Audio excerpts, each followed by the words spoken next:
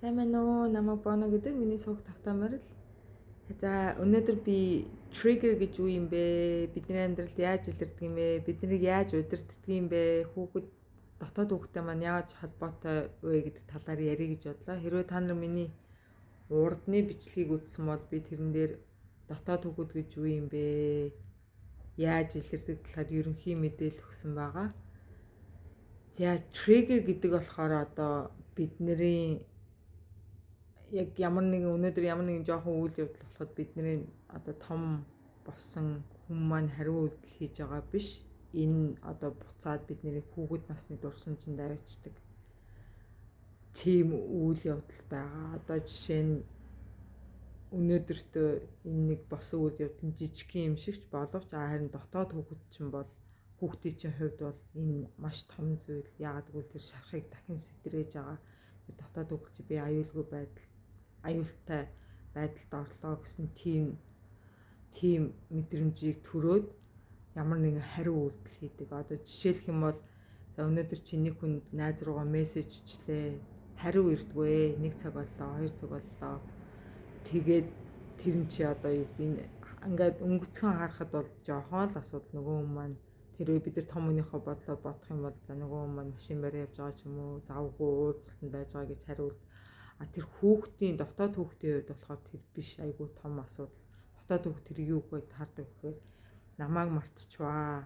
Яагаад намайг харахгүй байна гэсэн тийм том шарах байгаа. Тэрнээс болоод бид нэр тэр дотоод хүүхд буцааж ингээ хүүхэд насндаа очиод хариу үйлдэл маань одоо том хүний үүднээс биш, шал өөрөөр илэрдэг. Уурлах ч юм уу, гомдох ч юм уу, бухимдах юм уу, яагаад намайг надад хариу үйлдэл хийхгүй байна. Тэгэхээр тэгээд одоо хэрвээ би триггерийг томьёолох юм бол одоо одооны болж байгаа үйл явдал чинь хүүхэд нас чинь болохоор одоо бензин гэсэн үг. Тэгээ энэ хоёр нэгдээд тийм цочромог үйл явдал одоо хэрвээ бензин хоёр нэгтгэхээр гал гардыг дэлбэрдэг шиг яг тиймэрхүү үйл явдал болж байгаа гэсэн үг. Тэгээ бас нэг жишээгээр одоо тайлбарлах юм бол чи одоо чам ямар нэг ингэ тус хэрэгтэй байхад хин нэгэн тус болохгүй. Одоо жишээ нь яаж чи найзаасаа ингэ тусаас чи надаа ингэ туслаад өгөөч, чи надад ингэ хэцүү байна гэд яг үнэндээ тэр найз чинь чамд дургуудаа болоод тусалж чадахгүй биш. Яг тэр үед ажилгүй байгаа туслаа. Тэгэхэд чи тэр нэг л гомдоод би өстө дандаа энэ найздаа тусалж хахад надаа ерөөсөө тусалдаггүйгээд уурлаад эсвэл мессеж чичдэг юм, эсвэл найзтайгаа ярьдаггүй ч юм уу. Эсвэл бүр зарим тохиолдолд бол тэр нэг зарим хүмүүс уур нүрэл найз майзыг блоклоод өстө нэрээ энэ ганц удаа итгэжсэн найз маань энийг ингээд жишээгээр харахад бол өнгөцгөн хэрвээ бид нар том хүн байсан бол ойлгоо за нэрээ хөрхий болохгүйгаа хэллээ гэл амархан өнгөрнө шүү дээ. Хүүхдийн чинь хувьд болохоор намайг хинч хардггүй, намайг хинч тоодгүй, надад хинч тусалдаггүй гэсэн тэр том шарах байгаа учраас чамд тийм уур бухимдал гомдол гарч ирж байгаа. Тиймэрхүү асуултаа. Тэгээд одоо энэ trigger бидний энийг одоо ингээд тайлбарлаж хэлэх юм бол хүүхэд наснд болсон ямар нэгэн сэтгэл хөдлөл хизээж бидний арилж байхгүй болдоггүй. Бидний биед мэдрэлийн систем тархин бие махбод ингээ хураагт далд ухамсарт хураалттай байж идэг. Тэг хизээ нэгэн цагт ингээд сэрж цочроход бэлэн байж идэг. Тэгээд айгүй олон хүмүүс би сонсч ирсэн. Хүүхэд наснд тийм болцсон. Би аль үжийн мартсан шин тийм их тоодгүй штэ гэд.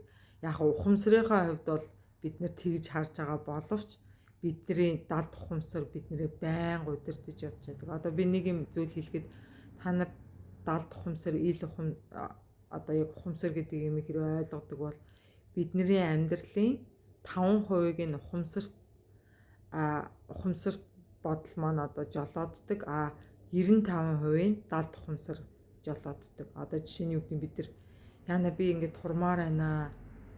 Ерөөсө таргалаад байна. Одоо чихэр идэх юм бол одоо гурилан бүтээгтүүдийн таргална гэдгийг мэдсээр байжээч бид нэр өөрсдийн мэдлгүй удирдлаггүй ингээ идээд зогсч чаддгүй. Тэр чи яаж вэ гэхээр ухамсар тархичин болохоор мэдээд идэг энийг идэх юм бол таргална шүү, болохгүй шүү гэд далд ухамсар болохоор одоо нэг дотоод хүүхэд тэр далд ухамсар чинь биднийг удирдах байгаа болохоор тэрийгээ чи далд ухамсарт байгаа мэдээлэлээ дотоод хүүхдээ эмчилж өөрчилж чадаагүй бол наад ил ухамсар дээрээ чи хичнээн ойлгосон ч гэсэн амьдрал чинь өөрчлөгдөхгүй. Яагаад гэвэл тэр нөө далд хусан шиг чамайг удирдах байгаа болохоор яг тэрнтэй адилхан одоо бид нэр хүүхэд наснд болсон ямар нэгэн зүйлийг айлуужийн мартцсан гэж тэгж хэлж байгаа боловч яг бие махбод мэдрэлийн систем чинь тэрийг мартаагүй. Тийм болохоор ямар нэгэн жоохон үйл гарахад өөрийн мэдлгүй бид нэр сөрөг хариу үйлдэл хийдэг ч юм уу бүр яагаад ийм юм өөр хүний нүдээр харахад паа чи иймд гомдоодох төр юу сүртэй ингэж байгаа боловч чиний хүүхэд дотоод хүүхдтэй хувьд бол энэ аюулгүй том асуудал аюулгүй том шарх байгаа. Тийм болохоор бид нэр тэрийг яаж идэх вэ? Яаж хүүхдтэйгээ ажиллах вэ гэдэг ямар их чухал вэ гэдгийг би өөрөө ойлгосон болохоор та нарт бас тэрийг мэдрээд дотоод хүүхдтэйгээ ажилласаа гэж бодож байгаа болохоор энэ бичлэгийг одоо хийж байгаа. Өөрийнхөө бас туршлагыг хуваалцаж байгаа. Тэгээд одоо энэ триггер маань одоо бид нэр том болсон үед яаж илэрдэг вэ гэхээр одоо жоохон юмд хариулт хийн эсвэл нэг хүний дууны өмнө жоохон зүгээр ярьж байгаа дууны өмнө гинт өөрчлөхөд бид нэг хам бос өөрсдөө хамгаалах хам босгоод эсвэл айж чочирдох ч юм уу эсвэл хүнд ингээд хит таалагдах гад байнга ингээд гоё талаа үзүүлээл нөө харанхуудлаа нуугаал уур бухимдлаа нуугаал дандаа л ингээд юм сайн сайхан байх гад нэг бол байнга төгс байхаа хэрвээ би алдаа гарах юм бол амь зуухгүй гэсэн тэгээд ерөөс төгс төгөлдөр байх гад тэгээд нэг бол нэг юмд хит их ингээд нэг хүнд ч юм уу нөхцөл байдал хит их ингээд наалд нэг бол хит их ингээд дүүлж одоо холдоод идэг тиймэрхүү байдлаар одоо илэрдэг. Тэгээ энэ болохоор бидний сул дорой чанар биш. Эдгээр бол зүгээр тэр дотоод хүүхдийн амь зуух одоо механизм тийм өөрийгөө хамгаалах тийм бид нар механизм бий болгоцсон хүүхэд байхдаа одоо жишээ нь юу гэдэг нэг жоохон хүүхэд ээж аав нь архичин байх юм бол тэр хүүхэд одоо ерөөсөө амьдралд нь ямар ч аюулгүй нөхцөл байдал байхгүй. Тэгээ том болоод яаж тэр хүүхдэд ингэ нөлөөлөх вэ гэхээр за ээж аав архиа уухаар аз жаргалтай байдаг. Архиа уухгүй бол аз жаргалгүй. Тэгэд яаж би ээж аавыг аз жаргалтай байлгах уу? Тэгээд нөгөө баян ингээ аюулгүй байдалд болохоор ингээ хүмүүс одоо жишээ нь юу гэдэг босс нь ингээ жоохон ингээ уурлан гутал тэрэнд одоо боссынхаа аял талыг хараад өөрийгөө за би яах вэ? Би одоо юу ивэл босстой ингээ таалагдах бол гэл одоо нэг өөрийгөө ингээ гаднах нөхцөл байдалтай тохируулж өөрчлөөд яг тийм зүйлээр ингээ илэрдэг. Тэгээ одоо бидрийг ингээд удирдах байгаа нь одоо би түрүүн хэлсэн ш далд ухамсар, ил ухамсарт ягаад гэвэл энэ чинь далд ухамсарт ингээ хураагдсан байдаг болохоор бидний байнга удирж идэг одоо жижигхэн юм болоход хүртэл за энд нэг тийм хариу үйлдэл хийхгүй дээг ухамсараар бодож исэн ч гэсэн нөгөө дотоод хүүхд чинь тэрэнд өдөлтөнд ороод тэр чархан сэдрээд яалтчгүй чи ямар нэгэн тийм сөрөг одоо буруу хариу үйлдэл хийдэг ч юм уу тийм зүйлээр илэрж байгаа. Тэгээд одоо за яаж энийг даван туулах юм бэ? Бид нэг триггер болох ямар нэгэн үйл явдал амьдрал тохиолдоход бид нар тэрийг яаж даван туулах вэ? Хамгийн чухал зүйл бол өөрийгөө сонсох, сэтгэл хөдлөлөө сонсох. За одоо жишээ нь нэг хүн нөгөө нэг хариу жишээн дээр ягаад хүн мессеж бичээгүй ш. За тэр үед ингээд чи уурч үүрээл нөгөө хүн чи одоо яхаараа хариуцдгүй яатсан юу игээд байгаа одоо найз залуугаа гэх юм бол одоо нөгөө чи өөр хүнтэй яваад нөө хариу бичихгүй ингээл толгойд бах юм орж ирдэг штэ. Тэгэх юм бол яг тэр үедээ мессеж чичээд ямар нэгэн хариу үйлдэл дахиж одоо араас нь мессеж хийхээ өмнө чимээгүй 5 минут за яагаад би юу мэдэрч хамгийн их би юу мэдэрч байна тэр мэдрэмжээ нэрлэх хэрэгтэй. Тэр мэдрэмжээ нэрлсэн үед тэр мэдрэмжинд байгаа тэр хүчийг энергийг бууруулж өгдөг. Одоо жишээ нь за би ууралж ийн гэд тэгээд чи нэрлэхэд тэр уурын чинь тэр хүч амар их ингээд асаад юу чинь багасч эхэлнэ. Тэгээд чи 5 минут одоо юу гэдэг цээжин дээрээ гараад гидсэн дээрээ гараад гүнзгий амьсгаа аваад үз. Тэгээ нүдэ ханаад дотоод хүүхдээс асуу. За би юу мэдэрж ийн? Би уур мэдэрж ийн? Яагаад би уур мэдэрж ийн? Энэ яг надад юу хэлэх гээд байна? Эсвэл дотоод хүүхдээсээ чи яг одоо юу мэдэрж ийн? Би чамд яаж туслах уу гэж асуугаад үз. Тэгэх юм бол тэр хүүхэд чинь чамд хариу хэлнэ. Одоо энэ чинь баг зэрэг бодлоор орж ирнэ. Хамгийн түрүүнд орж исэн бодол чинь байна. Одоо тэр хүн мессеж яагаад бичихгүй байсан хүүхдийн хувьд болохоор намайг хараач яагаад намайг мэдрэхгүй байгаа юм бэ тэгэхээр чи тэр хүнээс хариу ирж чи харагдсан тэр хүүхэд харагдсан биш чи буцаагаад өөрийнхөө анхаарлыг нөгөө хүүхдэд хандуулад за одоо би чамайг сонсож байна чи ууралж байгаа юм байна яагаад гэвэл хүн ингээд чамд хариу үлдээгээгүй чамайг сонсоогүй би одоо чамайг сонсож байна би чамд юу хийх вэ чи надаас юу хүсэж байна гэх тэгээ асуугаад тэгэхэд тэр хүүхэд чинь чамд яг хариуг нь хэлж өгнө одоо жишээ нь бодохгүй юу чи ингээд би одоо ээж байлаа надаа хүүхэд байна манай хүүхэд ингээд уурлаад уйлаад бүр амар ингээд тэгтэн би за чи дугаа би бүр чамайг сонсохыг ч хүсэхгүй байна цаашаа яа уустаа наадах чи бүр харахыг ч хүсэхгүй байна гэд тэгж хэлэхүү эсвэл чи хүүхдтэйгээ за миний хүү яасан яагаад ууралсан юу болохгүй байна тэрийгэ хэлээч гэд тэр хүүхдэд одоо сонсох чих өгөөд ойлгох юм бол тэр хүүхд чи илүү бол за чи цаашаа ингээд яв түлхэх юм бол тэр хүүхдэд ямар байх вэ намайг хинч сонсоогүй тийм зүйл тохиолдсон болохоор бидний одоо байдал бид нар өөрсдөө сонсохгүй өөрсдөө мэдрэмжээс зүхтаж явж байгаа. Тийм болохоор одоо биднэрт өөрийнхөө тэр дотоод хүүхдэд дуу хоолой өгөөд тэрийг сонсох боломжийг олгоод бид нэр тэр хүүхдэд дахиж ингээд яг эцэг хишгэн одоо асарч халамжилж өөрчлөх боломж байгаа болохоор тэр 5 минут ингээд чимээгүй суудаг. За чи яг юу яаж тэр хүүхдээ ингээд сонсож байгаа чи маш том эмчилгээ болдог. Тэгээд тэгэхэд чиний мэдрэлийн систем чинь тайвшраад тэр нэг амар сэтгэл хөдлөлүүд чинь ингээд одоо буцаж тайвшралд ороод ингээд дийшээ бахан өсчээдсэн юм чинь байхгүй тайвшраа чи буцаад биендээ ороод тэр хүүхдийг ингээд сонсоод би чамайг ойлгож байна чи ингээд орхигдсан мэдрэмж төрж гин чи тэгээд ууралж байгаа чинь бол зөв яагаад гэвэл ингээд хүн чамайг сонсохгүй байна. Гэтэ би одоо энд байна. Би чамайг сонсож байна. Би чамд юу хийх вэ гэд тэгээд өгөхөд тэр хүүхэд ингээд тайвшраад одоо чи тэр хүүхдээ багаар эдгэж гин гэсэн үг байгаа байхгүй. Тэгээд тийм болохоор хэрвээ амьдрал чи одоо ямар нэгэн хүн одоо жижигхэн ч гэсэн одоо бид нар бол томоос нь эхлэхэд хэцүү анх яхад одоо тэгэхээр яг ийм жижигхэн нэг үед уурч өөрөө гомдолж өөрөхэд яг тэр үедээ хариу үйлдэл хийхээ өмнө 5 минут сонсоо суугаад 5 гүнзгий амьсгаа аваад тэгээд асуугаад үзээрэй дотоод хүүхдээс асуугаад үзээрэй тэгэхэд дотоод хүүхд чинь чамд юу хэрэгтэй ямар мэдрэмж төрж ийн яагаад чи ийм зүйл мэдэрж байгаа тэрний чинь тэр гол үнсийг хэлж өгдөг тийм болохоор энэ айгүй чухал тэгээд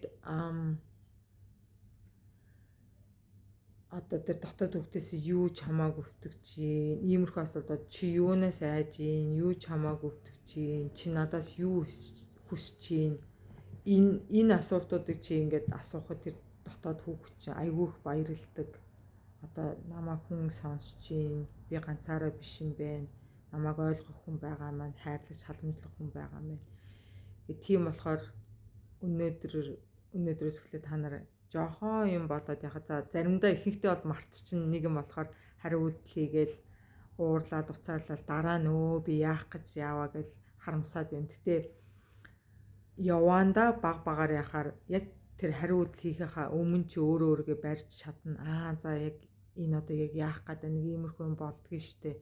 Би яг ингээд триггэд өдөөлтөнд орлоо гэд тэгээд хариу үйлдэл хийхээ өмнө бид нар дотоод хүүхдээ сонсоод яах юм бол дараа нь нэг удаа чи ингээд дэмжлэхэд дараа нь дахиад яг тийм адилхан үйл явдлыг болоход чам тийм өдөөлт гарч ирэхгүй яагаад гэвэл чи дотоод хүүхдэд чагнасан яг ийм үйлдэл болоход тэр хүүхдэд юу хэрэгтэй гэдгийг мэддэг тэрийгээ чи өөртөө өгч чадаа сурах юм бол дараа нь хин нэгэнд одоо чи хүчээ өгөөд ингээд хин нэгэн ямар нэгэн үйлдэл хийхэд чамааг ингээд хөдөлгөөд уурлаа гомдоогоод байхгүй амьдрал чи айгүй одоо эргээр нөлөөлнө. Тэгээд юу бас нэг зүйл болохоор чи одоо бичиж миний хувьд болохоор би ингээ хүснэгтээ одоо ямар нэгэн триггер өдөөлт болсон үед би за өнөөдөр намайг юу өдөөлтөнд оруулваа гэ тэрийгэ бичээ. Тэгээд тэр өдөөлтнөөс ямар мэдрэмж надад төрсөн бэ? Одоо жишээ нь нөө мессеж өгөхөд би надад уур хүрсэн, гомдол хүрсэн. Тэгээд тэр үед надад юу хэрэгтэй байсан бэ? Тэрийгэ бичээд тэгээ одоо тэр хэрэгтэй зүйлийг би өөртөө яаж өгөх вэ? Тэгээ тэрийгэ чи өөртөө өгсөн цаг дараа нь ийм яг адилхан үйл явдал болоход чам тийм триггер би болохгүй. Тэрийг чи за ийм л юм боллоо. Нөгөө хүн маань завгүй л байгаа юм байна. Заавал над руу хариу бичихгүй. Би тэр хүн хариу бичсэн бичээгүй би бол өөртөө тэр хэрэгтэй зүйлээ дотоод хүүхдээ өгсөн болохоор чамд ямар нэгэн асуудал гарахгүй тэгээ амьдрал чинь гоё тайван цаашаа явна. Тэгээд хамгийн чухал одоо дотоод хүүхдээ ажиллаж байгаа одоо миний хувьд хамгийн чухал зүйл юу байсан гэхээр бид нэр өөрсдөнтэйгөө гоё инэрэнгүү хандаарай, өөртөө хүлээцтэй байгаарай, бусдад өгч чаддаг тэр хайр халамж инэрэнгүү байдлыг өөртөө харамгүй өгөөрэй тэгж хэлмээр байна.